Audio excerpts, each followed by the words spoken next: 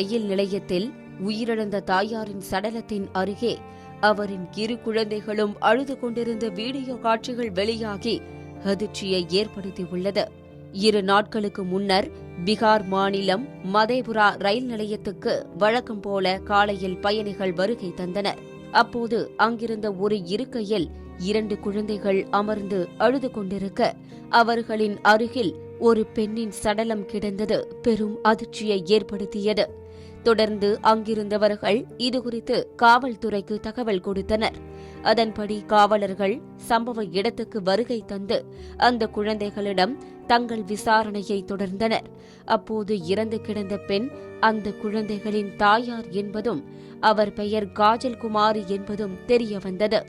மேலும் இவர்களின் வீடு மதேபுரா மாவட்டத்தில் உள்ள ஜிதாபூரில் அமைந்துள்ளது என்றும் இந்த குழந்தைகளின் தந்தையான முகமது முர்ஷித் தாயை கழுத்தை நெரித்து கொலை செய்ததும் தெரியவந்துள்ளது.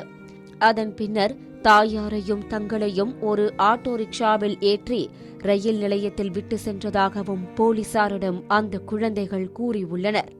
பெண்ணின் கழுத்தில் சங்கிலி தடயங்கள் இருந்ததாகவும் இதனால் சங்கிலியால் நெரித்து அந்த பெண் கொல்லப்பட்டிருக்கலாம் என்றும் போலீசார் சந்தேகம் தெரிவித்துள்ளனர்.